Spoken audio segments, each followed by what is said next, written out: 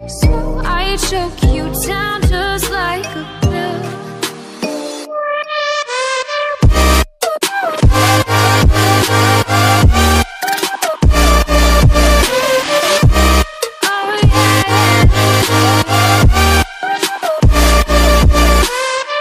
Heavenly demon আগের পর্বে অন্ড্রু বলেছিল, গত রাতে আমি যখন নিজে ট্রেনিং করছিলাম তখন কেউ আমাকে অতর্কিত হামলা করে। এই পর্বের শুরুতে মুগিয়াম বলে, তোমাকে অতর্কিত হামলা করেছে? কে এমন কিছু করার জন্য যথেষ্ট বেপরোয়া হতে পারে? যার উত্তরে অন্ড্রু বলে, তারা তখন মুখোশ পরেছিল, তাই আমি জানি না এটা কে ছিল।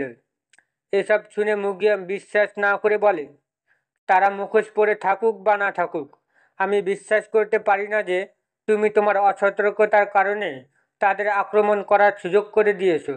তখন অনরিউ রেগে গিয়ে বলে, তুমি কি মনে করো এটি একটি ইয়ার্কি? আমি কখনোই অসতর্ক থাকি না। এটা কেন এমনটা হলো না? তারপরে মুগিয়াম বলে, তাই তুমি চাও যে আমি সাবধানে থাকি, কারণ তুমি আক্রমণের শিকার হয়েছিলে। তখন অনরু মুগিয়ামকে বুঝিয়ে বলে, আমি নিশ্চিত তুমি জানো যে এই ব্যক্তি যদি আমার পিছনে আসে তাহলে তাদের তোমার পিছনে আসার সম্ভাবনা বেশি রয়েছে, কারণ আমরা দুজনেই সামনে আসা ম্যাচে এই ব্যক্তির জন্য হুমকি। তারা একবারে সেই ড্র করতে পারত, কেন তারা একই সময় 4টি গ্রুপ ড্র করতে যাবে? তারপরে মুগিয়াম বিরক্ত হয়ে বলে, তুমি এখানে কি বলতে চাচ্ছ তা সরাসরি বলো।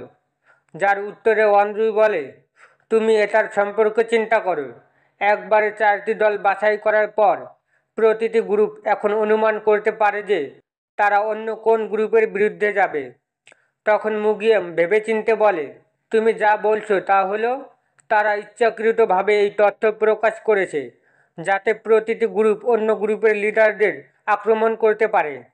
যার উত্তরে অন্ড্রু বলে, এটা ঠিক, তুমি এখন বুঝতে পেরেছো। একজন লিডার ছাড়া গ্রুপগুলি তাদের ফরমেশন বজায় রাখতে কঠিন সময় পার করবে। যাই হোক, আগামীকাল পরীক্ষা, তাই তুমি অসতর্ক থাকবে না। নিজে থেকে ট্রেনিং নিয়ে নিজেকে বিপদে ফেলবে না। মাইনর প্রিস্ট হিসাবে দ্বিতীয় পরীক্ষা শেষ না করে নিজেকে লজ্জিত করবে না। আমি পরে শুনতে চাই না যে তুমি তোমার নিজের সেক্ট থেকে বহিষ্কার হয়েছো। তারপরে এসব বলার পরে ওয়ানজু সেখান থেকে দ্রুত চলে যায়। তখন মুগিয়া মনে মনে ভাবতে থাকে, আমি বিশ্বাস করতে পারছি না যে আমার থেকে দুর্বলদের কাছ থেকে পরামর্শ পাচ্ছি। সে কে সে মনে করে, কিন্তু তারপরেও তার পরামর্শ আমার স্পষ্টভাবে মনে রাখা উচিত। আমাকে গিয়ে জাইহিয়নকে নিয়ে আসা উচিত ছিল। ঠিক তখনই আমরা মুগিয়ামের পিছনে গাছের উপরে একজন মুখোশ পরা ব্যক্তিকে দেখতে পারি। সে তাদের উপর নজর রাখছিল। পরের দৃশ্যে গভীর জঙ্গলে উনচুয়ান ট্রেনিং করতে করতে ক্লান্ত হয়ে মাটিতে বসে পড়ে। তারপরে সে ন্যানো মেশিনকে জিজ্ঞেস করে, ন্যানো, মুগিয়ামের অবতারের সাথে আমার জয়ের পার্সেন্ট কত? যার উত্তরে ন্যানো মেশিন বলে, এটি প্রায় 60%। তখন উনচুয়ান বিরক্ত হয়ে বলে, আমি তাকে 7 দিনের মধ্যে খুব সহজে পরাজিত করার প্রমিস করেছিলাম, কিন্তু এখন তার সাথে ফাইট করে আমার 60% জেতার সম্ভাবনা আছে। তারপরে এসব শুনে ন্যানো মেশিন উনচুয়ানকে সান্ত্বনা দিয়ে বলে, 106টি ব্যাটলের মধ্যে আপনার দক্ষতা এবং কোডিফাইড ফাইটিং ফর্মগুলি প্রয়োগ করার ক্ষমতা অনেক উন্নত হয়েছে। আমি বিশ্বাস করি আপনি অদূর ভবিষ্যতে তাকে হারাতে সক্ষম হবেন। তখন উনচিয়ন বলে, তুমি কি এখন আমার মন ভালো করার চেষ্টা করছো? যার উত্তরে ন্যানোমেশিন বলে, এগুলো শুধু আমার অ্যানালাইসিস। তখন উনচিয়ন খুশি হয়ে বলে, এটা ঠিক আছে, আমাদের এখন ডর্মে ফিরে যাওয়া উচিত। তারপরে উনচিয়ন ডর্মে ফিরে যাওয়ার পথে সে কিছু আওয়াজ শুনে থেমে যায় এবং সে বুঝতে পারে যে আশেপাশে কেউ ফাইট করছিল। তারপরে যে দিক থেকে আওয়াজ আসছিল সে সেই দিকে চলে যায়। এরপরে যেখানে ফাইট হচ্ছিল সেখানে উনচিয়ান চলে আসে এবং সে ঝোপঝাড়ে লুকিয়ে থেকে মনে মনে ভাবে, এটা কে হতে পারে? এত অন্ধকারে আমি কিছুই দেখতে পাচ্ছি না। আমি মনে করি আমি সেখানে মাটিতে কাউকে পড়ে থাকতে দেখতে পাচ্ছি। ন্যানো, নাইট ভিশন মোড চালু করো। তারপরে nano machine night vision mode চালু করার পরে উনচিয়ন সেখানে দুজন লোককে দেখতে পায়। একজন ছিল মুগিয়াম, আরেকজন ছিল মুখোশ পরা ব্যক্তি যে মুগিয়ামকে অ্যাটাক করেছে। তারপরে হঠাৎ মুখোশ পরা ব্যক্তি মুগিয়ামের উপর অ্যাটাক করতে চলে যায় এবং সে যখন অ্যাটাক করে তখন মুগিয়াম তার অ্যাটাক লাফ দিয়ে ডজ করে। তখন এসব দেখে উনচিয়ন মনে মনে ভাবে সে সত্যিই মুগিয়ামের উপর ভারী পড়ে যাচ্ছে। এই মুখোশ পরা ব্যক্তি মুভমেন্টটা কিছু অন্যরকম। কে এই ব্যক্তি? তারপরে মুগিয়াম অ্যাটাক ডজ করার পরে যখন দাঁড়ানোর চেষ্টা করে ঠিক তখন সে তার পায়ে প্রচণ্ড ব্যথা অনুভব করে এবং সে যখন ব্যথার কারণে অসতর্ক হয়ে যায় ঠিক এই সুযোগে মুখোশ পরা ব্যক্তি তার উপর অ্যাটাক করে। তারপরে এসব দেখে উনচিয়ন মুগিয়ামকে সাহায্য করতে যাওয়ার সময় মনে মনে ভাবে আমি সত্যিই মুগিয়ামকে সাহায্য করতে চাই না, কিন্তু পরীক্ষার আগের দিন আমি আমার গ্রুপ লিডারকে হারাতে পারি না। তারপরে উনচিয়ন যখন মুখোশ পরা ব্যক্তির উপর অ্যাটাক করতে আসে ঠিক তখন মুখোশ পরা ব্যক্তি টের পেয়ে যায় এবং উনচিয়নের উপর পাল্টা অ্যাটাক করে, কিন্তু উনচিয়ন নিচের দিকে ঝুঁকে তার অ্যাটাক ডজ করে এবং সেই মুহূর্তে উনচিয়ন পাল্টা অ্যাটাক করে। ঠিক তখনই মুখোশ পরা ব্যক্তি দ্রুত লাফ দিয়ে সরে যায়। তারপরে উনচিয়ন মনে মনে ভাবে আমার ঘুষি তাকে আঘাত করার সাথে সাথে সে আমাদের মধ্যে অনেক দূরত্ব তৈরি করেছে। সে অনেক দক্ষ, এমনকি তার পরের পদক্ষেপ কী হতে যাচ্ছে তা আমি অনুমান করতে পারছি না।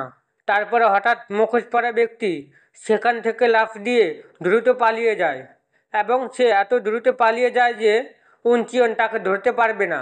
তারপরে উনচিয়ন মুগিয়ামকে জিজ্ঞেস করে, হ্যাঁ মুগিয়াম, তুমি কি ঠিক আছো? যার উত্তরে মুগিয়াম বলে, আমি বিশ্বাস করতে পারছি না আমি তোমার মতো একজন পোকার কাছ থেকে সাহায্য পাচ্ছি। তখন উনচিয়ন বিরক্ত হয়ে বলে, যাই হোক না কেন আমি তোমাকে ফেলে চলে যাচ্ছি। তারপরে পরের দৃশ্যে উনচিয়ন যখন মুগিয়াম এবং জাইহুয়ানকে আহত অবস্থায় একাডেমির ডর্মে তুলে নিয়ে আসে তখন কিছু ছাত্র তাদেরকে দেখে চমকে যায় এবং কিছু ছাত্র উনচিয়নের কাছ থেকে তাদের তুলে নেয় এবং উনচিয়নকে জিজ্ঞেস করে তাদের এমন অবস্থা হলে কি করে। যার উত্তরে উনচিয়ন বলে, আমি পরে সব কিছু ব্যাখ্যা করব, আমাদের প্রথমে তাদের ক্ষতগুলির চিকিৎসা করা দরকার। ঠিক এমন সময় হিবং কাঁদতে কাঁদতে চলে আসে এবং উনচিয়নকে জিজ্ঞেস করে, ইয়াং লর্ড, আপনি কি আহত? যার উত্তরে উনচিয়ন বলে, আমি ভালো আছি, আমাকে নিয়ে চিন্তা করার দরকার নেই। তারপরে উনচিয়ন ন্যানো মেশিনকে জিজ্ঞেস করে, ন্যানো, সে কি ঠিক হয়ে যাবে? তখন ন্যানো মেশিন জাইহুয়ানের মাথার আঘাত স্ক্যান করার পরে বলে, আমি তার মাথার খুলিতে একটি ক্ষত আবিষ্কার করেছি। এটি একটি তলোয়ারের আঘাত বলে মনে হচ্ছে। এটি প্রায় 4 সেন্টিমিটার লম্বা এবং 2 মিলিমিটার গভীর। যদি রক্তপাত বন্ধ করা হয় এবং জীবাণুমুক্ত করার পরে ক্ষতটি সেলাই করা হয় তাহলে কোনো গুরুতর সমস্যা হওয়া উচিত নয়। তারপরে ন্যানোমেশিনের কথা শুনে উনচিয়ন মনে মনে ভাবে, আমার ধারণা তার ক্ষত খুব বেশি খারাপ নয়।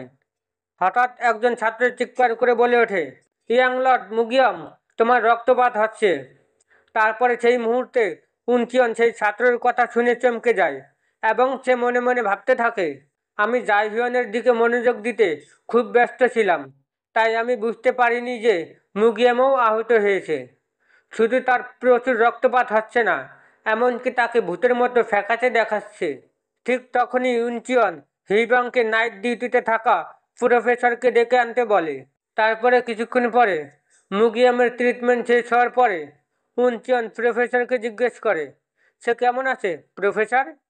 যার উত্তরে প্রফেসর বলে, আমি আপাতত যতটা সম্ভব তার ট্রিটমেন্ট করেছি। এতটুকুই বলে প্রফেসর থেমে যায়। তখন উনচিয়ন প্রফেসরকে চিন্তিত দেখে সে জিজ্ঞেস করে, ব্যাপারটা কি প্রফেসর? যার উত্তরে প্রফেসর আমতা আমতা করে বলে, মনে হচ্ছে সে আপাতত নিজে থেকে হাঁটতে পারবে না। তখন এসব শুনে মুগিয়াম প্রচণ্ড অবাক হয়ে যায়। আজকের পর্ব এই পর্যন্তই। এই সিরিজের নতুন নতুন ভিডিও পাওয়ার জন্য অবশ্যই লাইক, কমেন্ট এবং সাবস্ক্রাইব করুন। আপনাদের সবার ভালোবাসা এবং শুভকামনা নিয়ে আজকের ভিডিও শেষ করছি। ধন্যবাদ।